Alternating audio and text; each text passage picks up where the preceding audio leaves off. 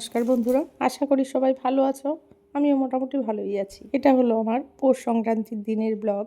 তো আমি সেই দিনের ফুল ডে রুটিনটাই তোমাদের সাথে শেয়ার করছি। ছোট্ট একটা রিলে তোমরা হয়তো দেখেছো, আমি সকালবেলা মর্নিং রুটিনটা শেয়ার করেছিলাম। বাঙালিদের পৌষ সংক্রান্তি মানেই হলো পিঠে পুলির দিন, কিন্তু আমি সেদিন সকালে পিঠে পুলি না বানিয়েছি একটু ইডলি।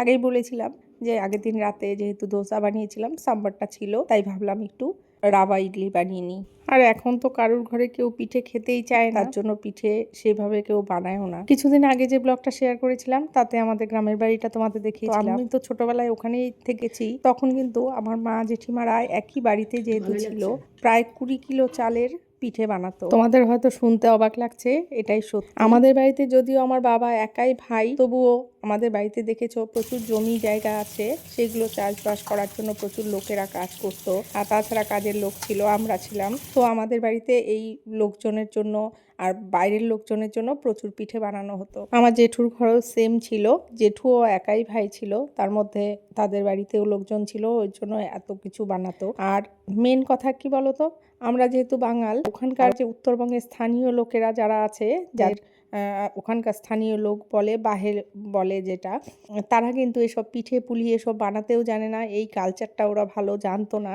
যখন থেকে বাঙালরা ওখানে থাকা শুরু করেছে, তখন বাঙালিদের থেকে অল্প অল্প করে অনেক কিছু শিখেছে। তার জন্য আর আমাদের বাড়িতে যেসব ছেলেবেলেরা কাজকর্ম করতো, তারা তো সবসময় আসতো, তার জন্য ওদের জন্য মা জেঠিমারা সবসময় পিঠে বানাতো। ওরা পিঠে খেয়ে খুব খুশি হতো। তালের সময় তালের রস, তালের বড়া এগুলো খেত। ওরা জানতোই না, সেগুলো আমার মা জেঠিমারাই শিখিয়েছে। ছোটবেলার অনেক গল্প তোমাদের সাথে করে ফেললাম। ছোটবেলার সেই স্মৃতিগুলো মনে পড়লে খুব ভালো লাগে। বাড়িটা একদম জমজমাট ছিল, আর এখন তো দেখলে কেউ নেই, পোড়ো বাড়ির মতো হয়ে আছে, গেলে একদম ভালো লাগে। আর তোমাদের সাথে গল্প করতে করতে এদিকে কাজগুলোও করে নিলাম। দেখো আমি বানাচ্ছি, এদিক দিয়ে ফ্লেক্সিটের একটু জেল বানালাম আর একটু ক্রিম বানালাম, এটা মেয়ের মাথায় লাগানোর জন্য। ওর প্রচন্ড চুল পড়ছিল, তাই যদিও ডাক্তার দেখানো হয়েছে, অনেকটা চুল পড়া কমেছে, কিন্তু ফ্লেক্সিটটা কিন্তু চুলের জন্য খুবই উপকারী। ফ্লেক্সিটটা লাগাবে, দেখবে চুলটা খুব সুন্দর সিল্কি হয়। ওকে একটু লাগিয়ে দিলাম, আমিও একটু লাগিয়ে নিয়েছি। এখন স্নানটা সেরে এসে পুজোটা দিয়ে তারপর রান্না করব। আর এদিক দিয়ে তো দেখলে মাছ টাছ সব ধোয়া হয়ে গেছে, সব কিছু করে নিয়েছি। তো আমি এখন স্নানটা সেরে চলে এসেছি, এখন পুজোটা দিতে হবে। অনেকদিন পর আজকে বাড়িটা মনে হচ্ছে যেন ভরা ভরা, কারণ দুই মেয়ে বাড়িতে আছে, নয়তো ফাঁকা বাড়ি পড়ে থাকে, আমি একা একা বসে থাকি। আজকে তাই মনে হচ্ছে, দেখো সব এদিক ওদিক ঘোরাঘুরি করছে। বাড়িতে সবাই থাকলে কিন্তু খুবই ভালো লাগে, একা একা ভালো লাগে না। সকালবেলা সব চলে যায় আর আমি সারাদিন একা পড়ে থাকি, কারণ বড় মেয়ে তো থাকেই না জানোই। আর ছোটো মেয়েও স্কুলে চলে যায় 7টার সময়, ওর বাবা কলেজ চলে যায় আর 8:30টার সময়। এরপর সারাদিন আমি একাই, জন্য আজকে মনে হচ্ছে যেন একদম বাড়ি সবাই মিলে ঘুরে বেড়াচ্ছে, খুব ভালো লাগছে। আমি পুজো দিয়ে এসে রান্না শুরু করেছি। আমার যেহেতু দেরি হয়ে গেছিল, তাই দেবনাথ বাবু অনেকটা হেল্প করে দিয়েছে। যদিও সেটাই বলছি, চচ্চড়িটা করতে গিয়ে এমন ঢেকেছে যে আমার একদম গলিয়ে ফেলেছে। তো মেয়ে আবার বলছে ওটাই নাকি টেস্টি লাগে। আমি তার জন্য বলছিলাম যে সব সবজি অত ঢেকে ঢেকে রান্না করা যায় না, ওর একদম সবকিছু আগা থেকে গোড়া পর্যন্ত ঢেকে ঢেকে রান্না করবে। তো যাই হোক, আমি এখন পনিরটা করে নিচ্ছি। পনিরের আলুটা ভেজে রেখেছিল, পনিরটা ভেজে দিয়েছিল। তো আমার অনেকটাই উপকার হয়েছে, কারণ দেরি হয়ে গেছিল, তার জন্য একটু ও যেহেতু বলছি দাও আমি একটু করে দিই। তো এদিক দিয়ে দেখো আমি এখন মশলাটা যেহেতু করতে পারে না, তার জন্য আর রান্নাটা হয়নি। আর আমিও মশলাটা করে দিয়ে যেতে পারিনি, দেরি হয়ে গেছিলো, তাই পুজো দিতে দেরি হয়ে যাবে। তাই যাই হোক, আমার এদিকে রান্না বান্না হয়ে গেছে, সবার জন্য একসাথে প্লেট সাজিয়ে নিচ্ছি। আজকে সবাই একসাথে বসে খাবো 4 জনে, সেটার আনন্দটাই আলাদা। আজ এই দুটোই রান্না করেছি, আর কিছু করিনি। একে তো দেরি হয়ে গেছে, আর দ্বিতীয়ত অন্য কিছু ওরা তো খাবেই না, ফালতু পড়ে থাকবে। রাতে আবার একটু পিঠে বানাবো যেহেতু, তারপর যদি অন্য কিছু খায় তবে সেটা করতে হবে। আর আমার তো জানোই রাতে রুটি খাওয়া হয় যেহেতু, ওর জন্য আমি দুপুরের তরকারি দুপুরে করি, রাতেরটা রাতে করি। তো এই দেখো সবাইকে খেতে দিয়ে দিলাম। চলো এখন একসাথে বসে খেয়ে নিই, তারপরে বাকি গল্প আবার করছি।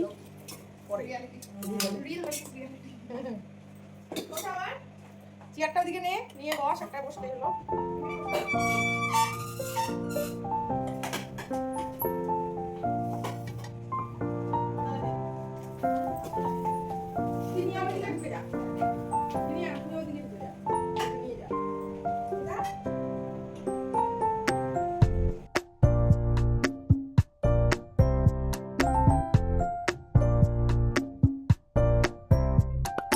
দেখলেই তো সকাল থেকে যা হুলস্থুল গেল, তো কিছু এতক্ষণ একটু শুয়েছিলাম, কিছুক্ষণ একটু রেস্ট নিলাম।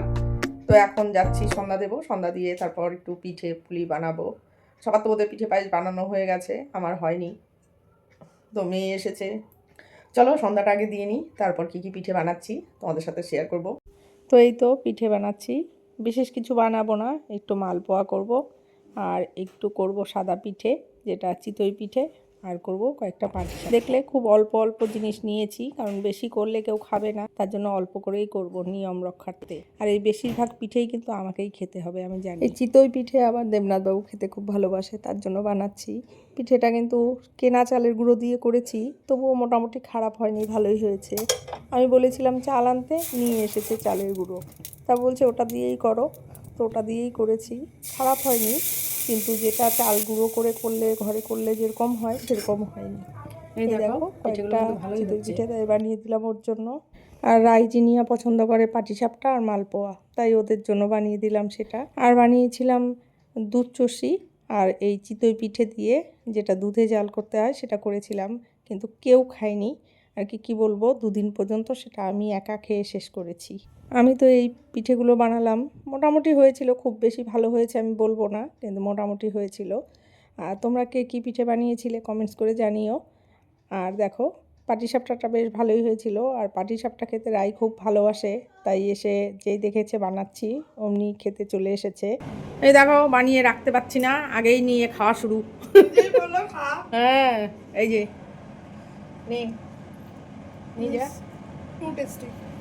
কেমন আছে? It is too tasty. I can't even explain this. তো আমি তো পৌষ সংক্রান্তির দিন কিভাবে কাটালাম সারাদিনের রুটিনটা তোমাদের সাথে শেয়ার করলাম। আর তোমরা কে কী পিঠে বানিয়েছিলে সেটা কমেন্টস করে জানিও। ভিডিওটা তো করা হয়ে যায়, শ্যুট করার সময় তো করে ফেলি, কিন্তু এডিট করতে তো অনেকটা সময় লেগে যায়, জানোই বড় ভিডিও এডিট করতে অনেকটা সময় লাগে, তাই দিতেও দেরি হয়ে গেল। যারা এই পর্যন্ত চলে এসেছো তারা অবশ্যই চ্যানেলটাকে সাবস্ক্রাইব করে নিও আর একটা লাইক করো। এদিকে ভাজা হচ্ছে, এখনো শেষ হয়নি। তো এই দেখো আমার পিঠেগুলো কেমন হয়েছে তোমরা জানিও। তো আজকের ব্লগটা এই পর্যন্তই, আবার দেখা হচ্ছে পরবর্তীতে। Good night.